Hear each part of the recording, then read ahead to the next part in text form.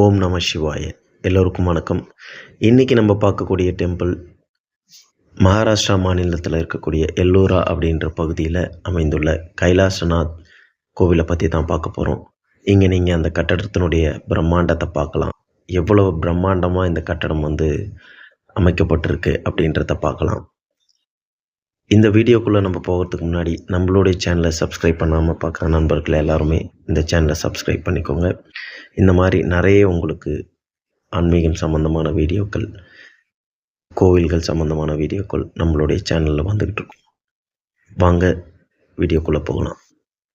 இந்த கைலாசநாத் கோவில் எப்படி கட்டப்பட்டது அப்படின்றத பார்க்கலாம். ஒரு கோவில்களுக்கும் ஒரு தனிப்பட்ட சிறப்பு இருக்கும். நம்ம தஞ்சை பெரிய கோயில் எடுத்துக்கிட்டிங்கன்னா அதுக்கு ஒரு சிறப்பு இருக்குது. ஸோ இந்த மாதிரி வகையில் இந்த கோவில் எப்படி அமைக்கப்பட்டிருக்கு அப்படின்ட்டு பார்த்திங்கன்னா, ஒரு மலையை குடைந்து இதை பண்ணியிருக்காங்க அப்படின்ட்டு தான் சொல்லணும். வழக்கமாக கட்டடங்கள் கற்களை வச்சு கட்டப்படும். ஸோ இது அதிலிருந்து மாறுபட்டு மலைகளுக்கு மேலேருந்து குடைந்து இந்த ஒரு அழகான ஒரு சிற்பக்கலை உருவாக்கியிருக்காங்க அப்படின்ட்டு தான் சொல்லணும்.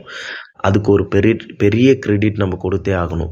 நீங்கள் இங்கே பார்க்கலாம் எவ்வளோ பிரம்மாண்டமாக அதை அவங்க கட்டமைச்சிருக்காங்க. அந்த மலைகளை குடைந்து எவ்வளோ அற்புதமாக அதை பண்ணியிருக்காங்க அப்படின்ற காட்சிகளை நீங்கள் இங்கே இப்போ பார்க்கலாம்.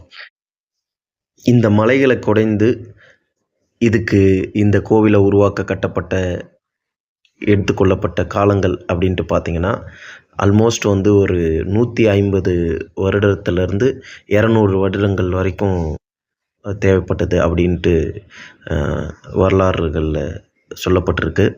ஸோ இந்த 200 ஆண்டுகள் நீங்கள் பார்த்திங்கன்னா ஆல்மோஸ்ட் ஒரு 2 ஜென்ரேஷன் இந்த கோவிலுக்காக அவங்களுடைய லைஃபையே அர்ப்பணிச்சிருக்கக்கூடிய ஒரு பிரம்மாண்டமான ஒரு விஷயம். ஸோ அந்த மாதிரியான விஷயங்கள் நடந்ததால் தான் இப்போ மேபி இந்த அளவுக்கு இந்த ஒரு கோவில் அமைஞ்சிருக்கு அப்படின்றதே நம்மளால் உணர முடியுது. எவ்வளோ பேருனுடைய லைஃப் இதுக்காக சாக்ரிஃபைஸ் பண்ணியிருப்பாங்க அப்படின்றத நினச்சி பார்க்கும்போதே ஒரு வியப்புக்குரிய விஷயமாக தான் இருக்குது. ஸோ இந்த கோவில் நீங்களும் பார்த்து மகிழணும் அப்படின்ட்டு ஆசைப்பட்டீங்கன்னா, மகாராஷ்டிரா மாநிலத்தில் அவுரங்காபாத்லேருந்து ஒரு 30 கிலோமீட்டரில் இருக்கக்கூடிய எல்லோரா அப்படின்ற பகுதிக்கு வந்தீங்கன்னா, நீங்களும்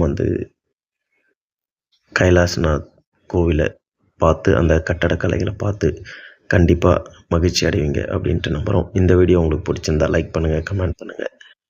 நன்றி, வணக்கம்.